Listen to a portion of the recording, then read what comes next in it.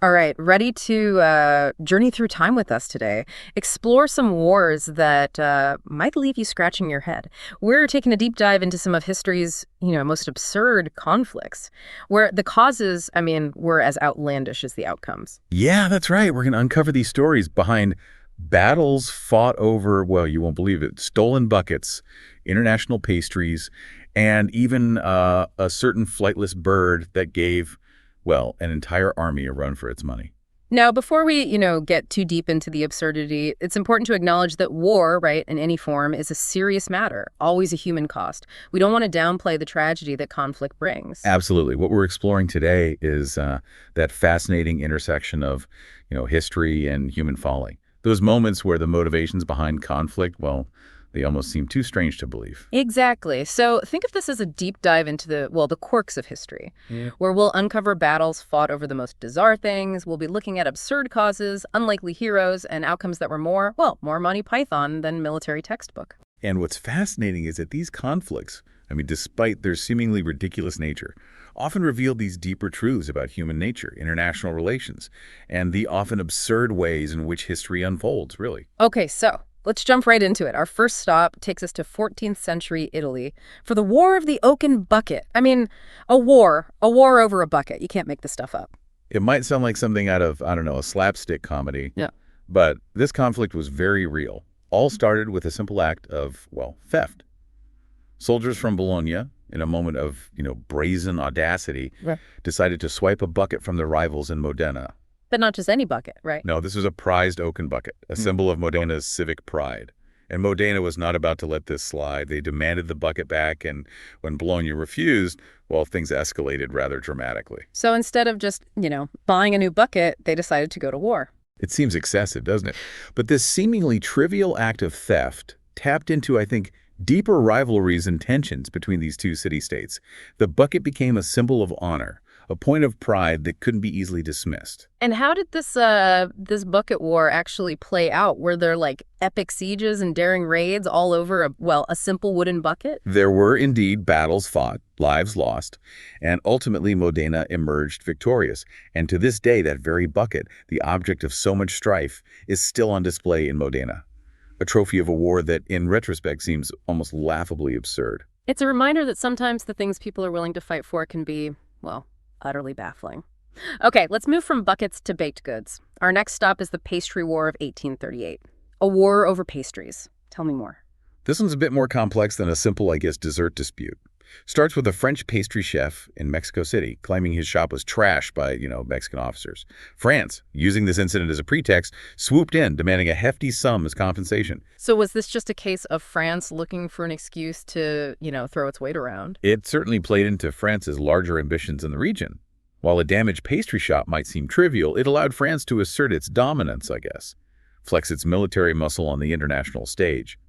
This conflict, though brief, had lasting implications for, Franco-Mexican relations. It's amazing how a seemingly minor incident could spiral into an international conflict. But I guess that's often how history works, isn't it? Small sparks igniting larger fires. Precisely. And it highlights how seemingly, funny wars are often anything but. They can reveal deeper political tensions, economic rivalries, and the complex interplay of, international relations. Okay, for our next story, let's shift gears from pastries to something a little more, shall we say, sporty. Tell us about the football war. This one's a classic example of, I think, pre-existing tensions boiling over in an unexpected way. Picture this. 1969, El Salvador and Honduras. Two countries with a history of disagreements, particularly over, land and immigration. So a rivalry was already brewing. But where does the football come in? Were they fighting over a trophy or something? It was more about national pride and the symbolic power of sport. Amidst this tense backdrop, the two nations faced off in a series of World Cup qualifying matches. These matches became a focal point for all the, simmering resentment and nationalistic fervor. So the games themselves became more than just a competition. Absolutely. The intense rivalry fueled by, media hype and pre-existing tensions transformed the football field into a battleground for national pride. There were riots, violence, and a sense that these matches were about, well, far more than just scoring goals. And this actually escalated into a full-blown war. It did. The football war, though brief, resulted in thousands of casualties and had lasting impacts on the relationship between, well, these two countries. It's a stark reminder that even seemingly trivial events can become catalysts for conflict when underlying tensions are high enough. It really makes you think about how something as simple as a game could have such devastating consequences. Okay, we've had buckets, pastries, and now football. What other bizarre triggers for war are in store for us? Well, get ready for a tale of maritime misadventure, political outrage, and a severed ear. That's right, it's time to delve into the War of Jenkins' Ear. A war named after an ear. This I gotta hear more about. It's a story that highlights how individual grievances can sometimes, well, become entangled with larger political agendas. Robert Jenkins, a British merchant captain, was sailing the high seas when his ship was boarded by, well, Spanish Coast Guards. Accusations flew, tensions flared, and in the ensuing scuffle, Jenkins lost an ear. So a case of maritime law enforcement gone wrong, but how did this escalate into a full-blown war? Well, years later, Jenkins, still harboring a grudge, presented, well, what he claimed to be his severed ear to the British Parliament. Whether it was actually his ear or not, debatable, but the image of this gruesome artifact, it stirred public outrage and played right into the hands of those who were, already advocating for war with Spain. So a severed ear became a powerful propaganda tool. Exactly. The War of Jenkins' Ear, as it became known, well, it became part of a larger conflict, the War of Austrian Succession, which was already brewing across Europe. But the story of Jenkins and his ear, it provided a rallying cry, a tangible symbol of the, grievances against Spain. It's amazing how a single, visceral image could have such a profound impact on public opinion and political decision-making. It speaks to the power of symbolism, I think, and the way in which personal stories can be used to, mobilize public sentiment, even in the context of complex geopolitical conflicts. Okay, from a severed ear, let's journey to the Australian outback for a war that pitted humans against a rather unexpected foe.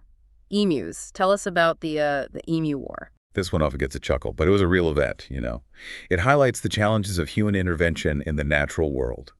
1932, Australian farmers were facing a serious problem. Hordes of emus, those large flightless birds, were wreaking havoc on their crops. So they called in pest control? They went a bit further than that. They actually deployed soldiers armed with machine guns to, cull the emu population. Wait, the army? Against emus. It sounds like something out of a cartoon. It does, doesn't it? But it was a serious attempt to address a genuine problem. The emus, however, proved to be surprisingly resilient adversaries.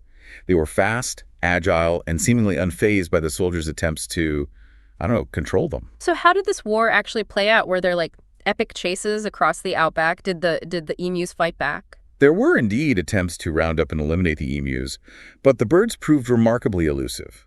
The soldiers, armed with their Lewis guns, found themselves, outmaneuvered by these feathered foes.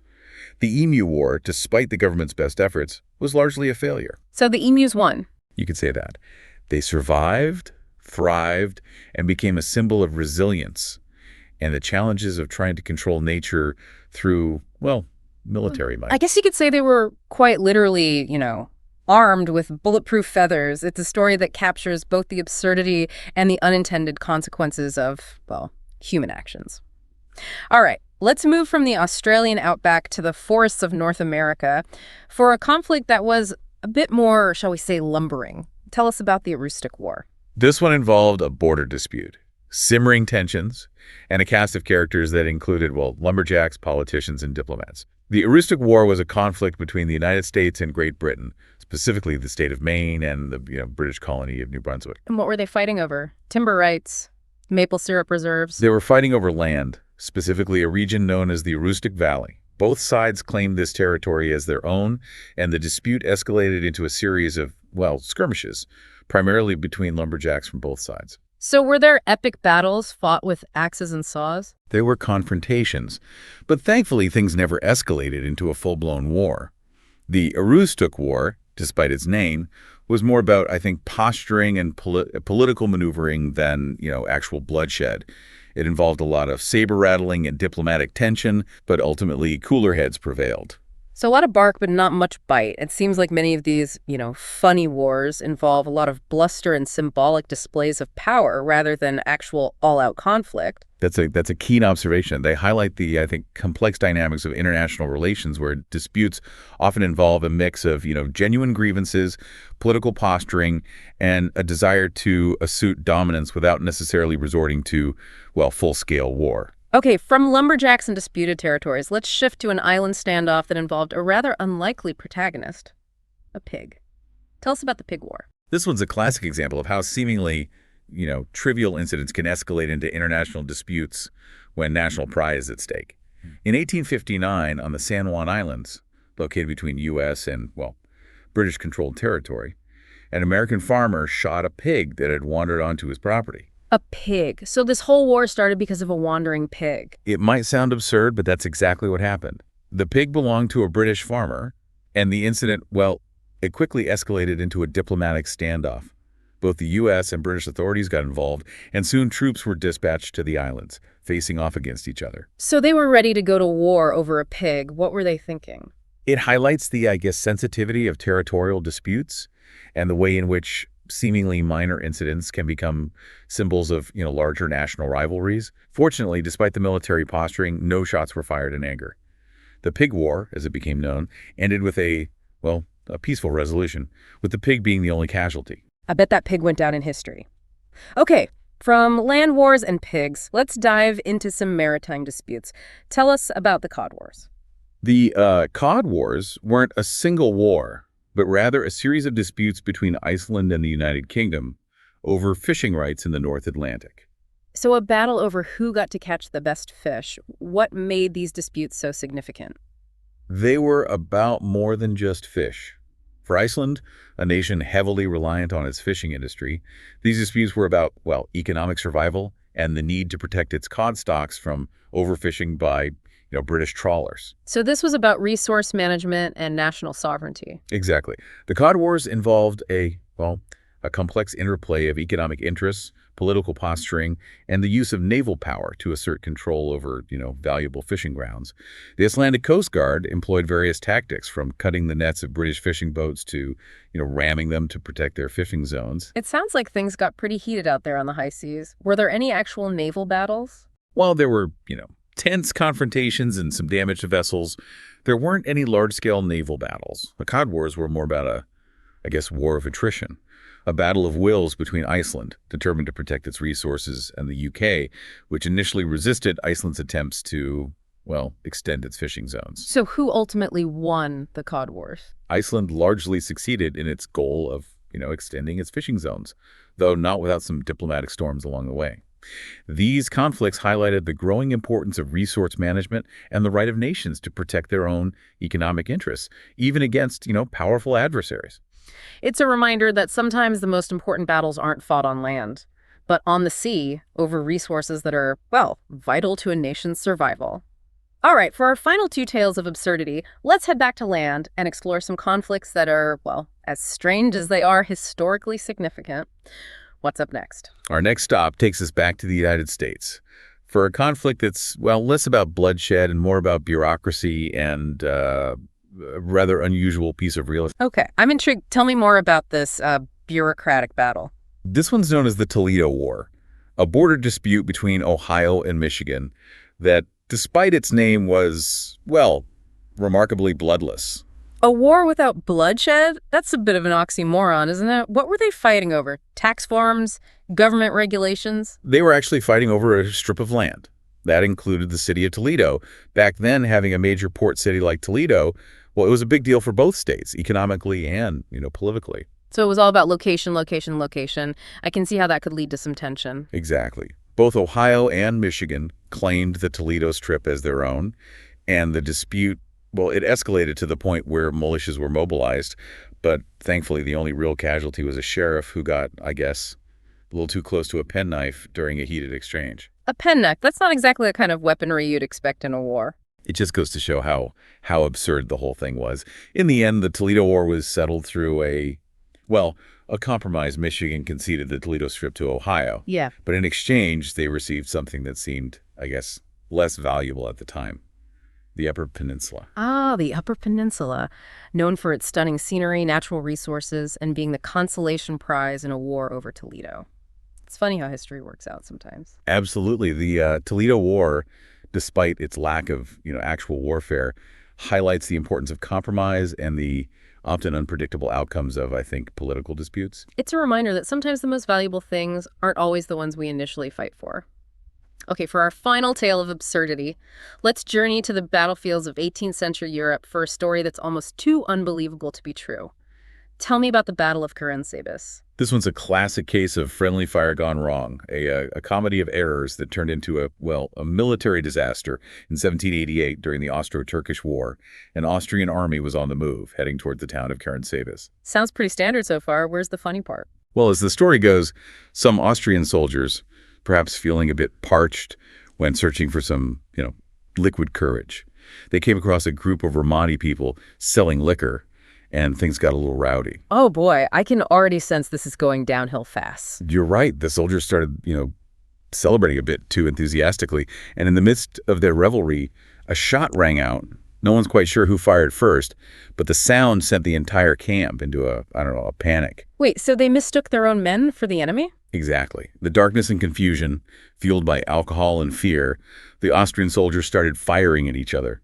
They shouted warnings in German, which other units, thinking they were under attack by the Turks, misinterpreted as, enemy battle cries. So it was a case of mistaken identity compounded by poor communication and a healthy dose of, I guess, inebriation. Precisely. The Battle of Caransebeș resulted in thousands of Austrian casualties, all inflicted by, their own comrades. Yeah. It's a tragicomic event that highlights the chaos and absurdity that can sometimes unfold on the battlefield, even without an actual enemy present. It's a sobering reminder that even in the midst of, seemingly absurd situations, war can have real and devastating consequences. Well, we've journeyed from stolen buckets to pastries, emus, and even a self-inflicted battle fueled by alcohol. It's been quite a ride through the more bizarre side of history.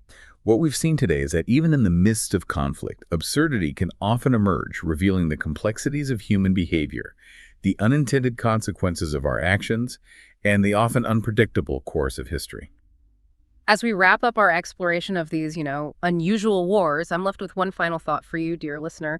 If future historians were to compile a list of funny wars from our time, what events do you think might make the cut? And more importantly, what can we learn from the absurdity of the past to, I guess, navigate the complexities of the present and prevent similar conflicts in the future?